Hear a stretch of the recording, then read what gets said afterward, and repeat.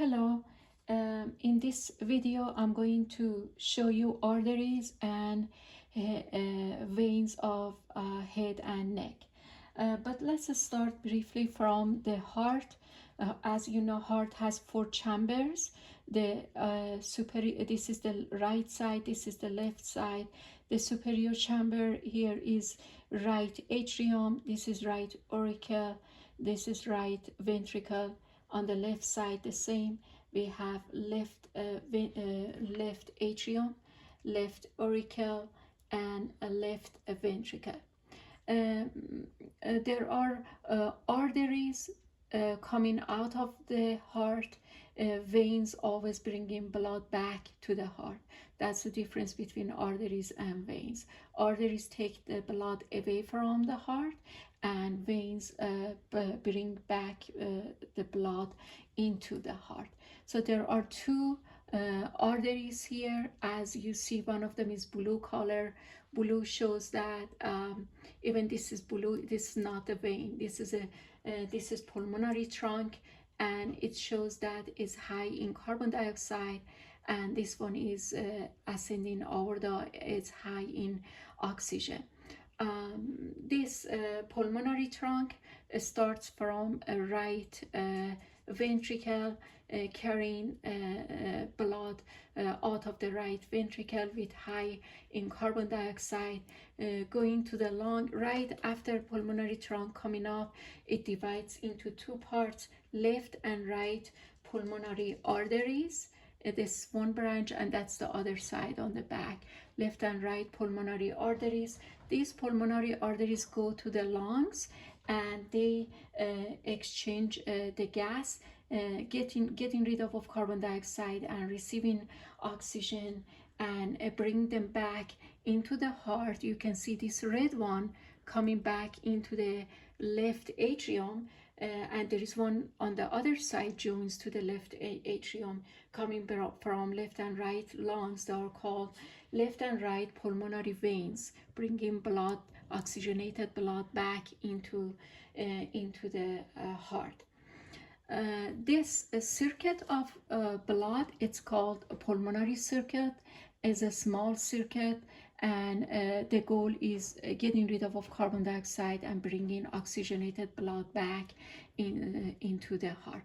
The other artery coming out of the heart, this one is ascending aorta. This one is coming from left ventricle, and right after coming up, it makes the arch. And on the back portion, let me show you on the back part.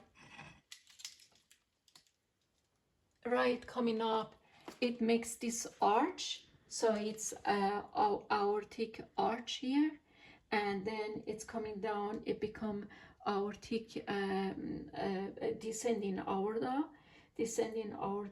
and right after the aorta, when ascending aorta coming up, as you see on here, there are branches of the aorta coming to feed the heart itself. You can see this one from right and left side of heart. These are called coronary arteries because the heart itself is needed to be fed as well. There is, if you look at here, there is a sticker on it, but you can see of this white color wire here between these pulmonary trunk and ascending aorta. This white wire, it's called ligamentum arteriosum. In fetus, this is called ductus arteriosus, which bypasses pulmonary circulation. It moves blood from pulmonary trunk to aorta. But after birth, it constricts and it's converted to ligamentum arteriosum. It's just a cord. This cord-like shape just connects these two arteries together. It's not connecting blood. It's not connecting blood together. It's just connecting the two arteries to each other. Right after this aortic arch coming up, let me show you on the posterior side. see the branches of the arteries here.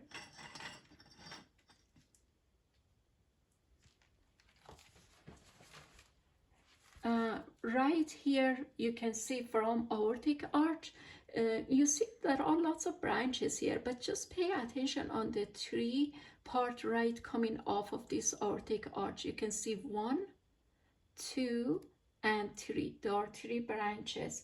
The first one starts with B, brachiocephalic trunk on the right side. This is right side, this is left side, brachiocephalic trunk. The second one starts with C, B, C is after B. It's common carotid artery. I know you are expecting to say the third one starts with D, but it's not. It starts with S, and I just remember it's, you can remember it this way. Stop thinking about it. S for stop thinking about it. B, C, stop thinking about it. That's subclavian artery. So this is brachiocephalic trunk. This one is common carotid artery, because this is on the left side. This is the left common carotid artery. And then this one is left subclavian artery. As you see, brachiocephalic trunk is just on the right side. We don't have on the left side. But then this brachiocephalic trunk, as we go further, it divides on the 2 parts, 2 sections. This one is common carotid artery, right common carotid artery, and this one is right subclavian artery.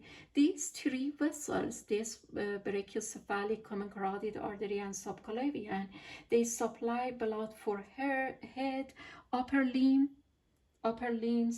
part of thorax. You can see some extension coming to the thorax and to the thorax wall. They support that. Let's take a look at the common carotid artery here. The common carotid artery, as you see here coming up, it divides into 2 sections. One is here, internal carotid artery. One of them is this one.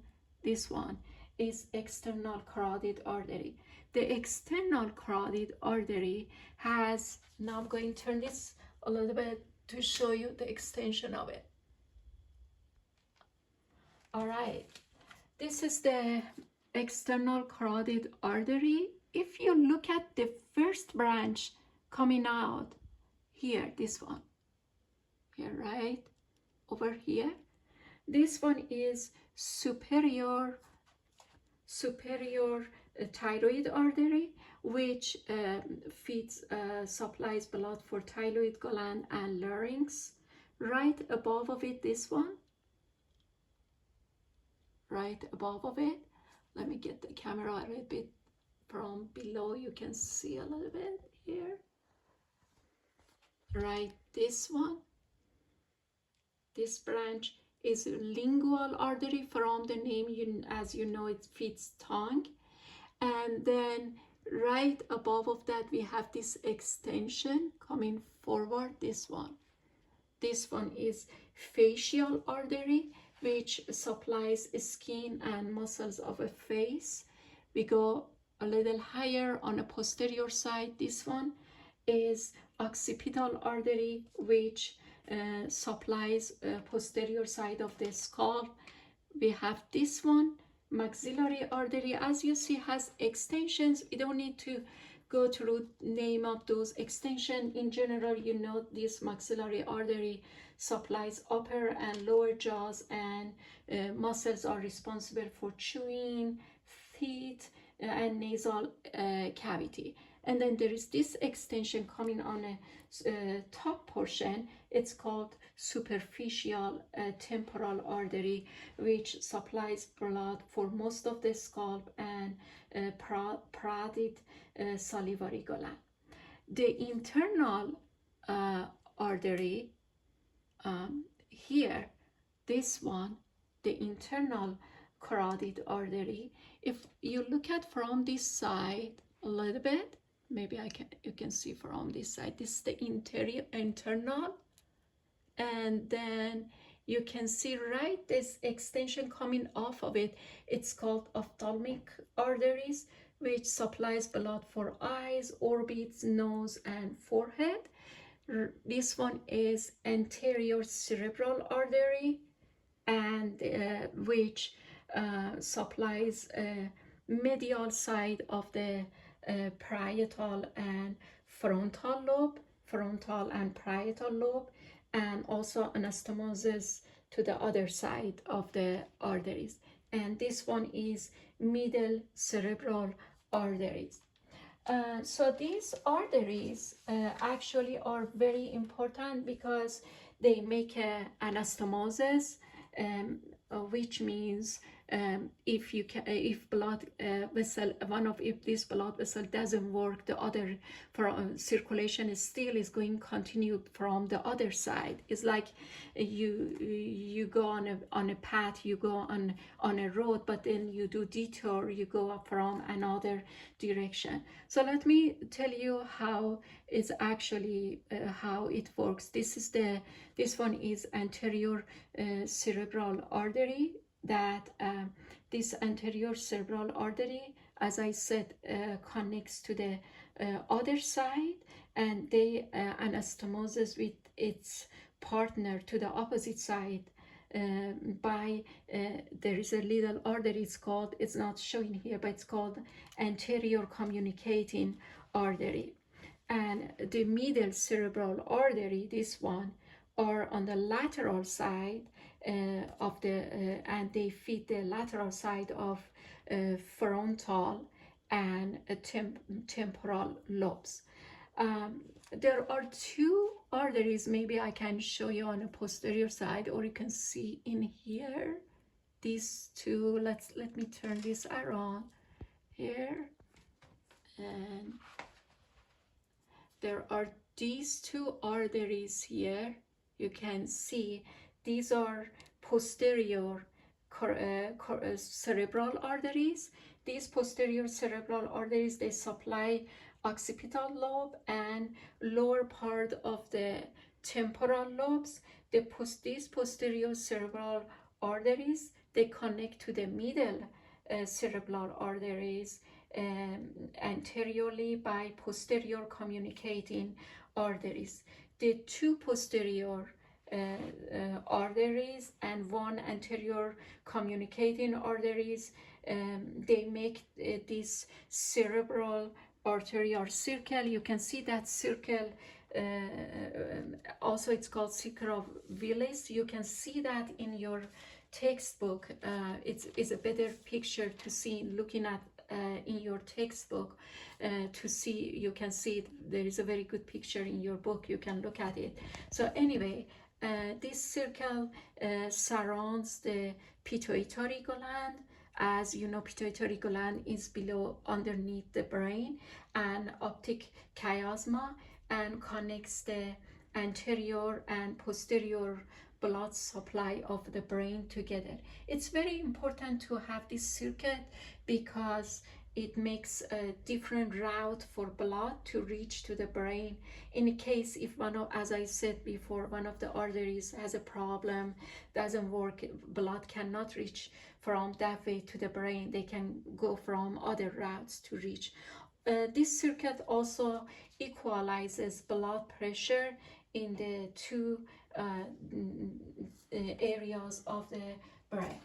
Let's take a look at the other part of the here. So we went through this common carotid artery.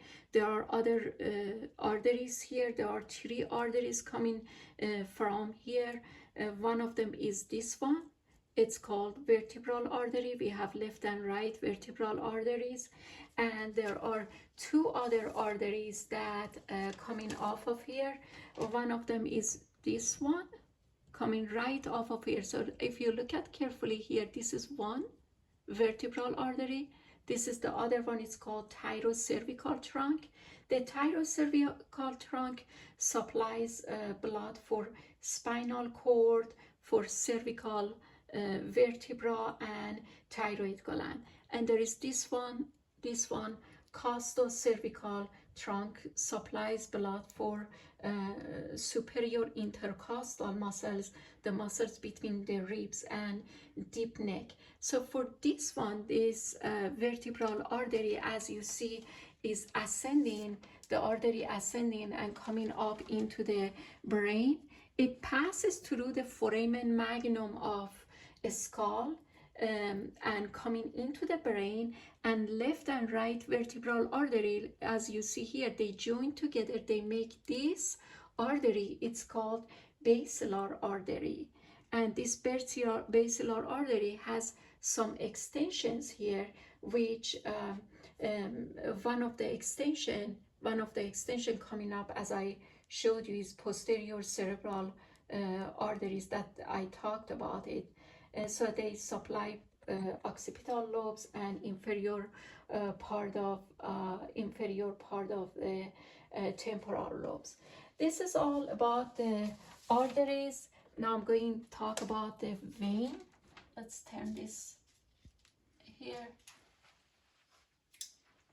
As I said before, veins are the ones coming back into the heart.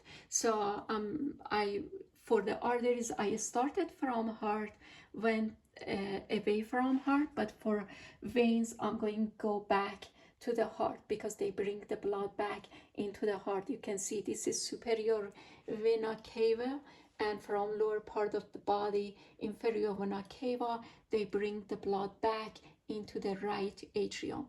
This blood is full of carbon dioxide because already blood through aorta went through whole body and gave oxygen to the tissues and collecting carbon dioxide and bringing back into the heart. So this is blue color because it's showing is full of carbon dioxide.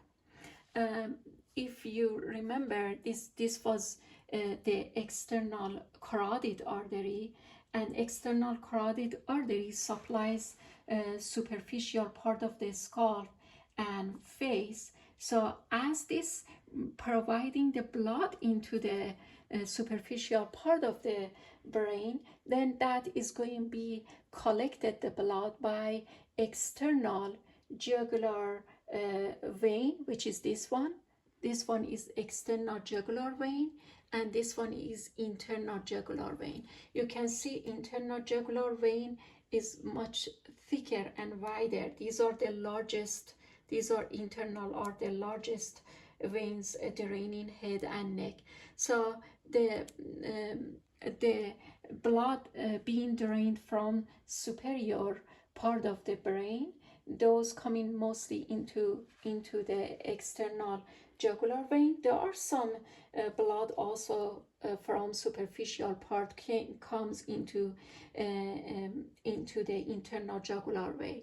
So this external jugular vein coming down from lateral side, and eventually you can see it comes here to subclavian veins. For internal jugular vein, it collects blood from different parts. I'm just showing some branches here for you. So there are two veins specifically I want to tell you they being drained into internal jugular vein. One of them is the let me get this here. So one of them is this facial vein here, and the other one is superficial, from superficial temporal vein. All of this come in here and they join into this internal, into this one, internal jugular vein here. Then internal jugular vein joins to here, it's brachiocephalic vein. And then left and right brachiocephalic vein, they join together and they bring the blood into superior vena cava. The last thing here I want to tell you is about vertebral vein. As you remember, these are vertebral arteries. They go up. These two, I already talked about it. You see they're coming up into the brain to feed the brain. But the vertebral vein is different. Vertebral veins are not they are not like vertebral arteries. These vertebral arteries serve the brain, but these are just draining blood from neck, spinal cord, and some small neck muscles, and eventually they join together to brachiocephalic vein. The last thing before I go, I want to tell you about is that there is a, if you remember, when I was talking about B, C, and S, brachiocephalic artery, and common carotid artery and subclavian, I just want to tell you here for arteries, we have just right side brachiocephalic trunk, but for the veins, we do have two sides. Two sides, they have brachiocephalic. So brachiocephalic veins we have on both sides, but for artery we just have one right side brachiocephalic trunk on the right side.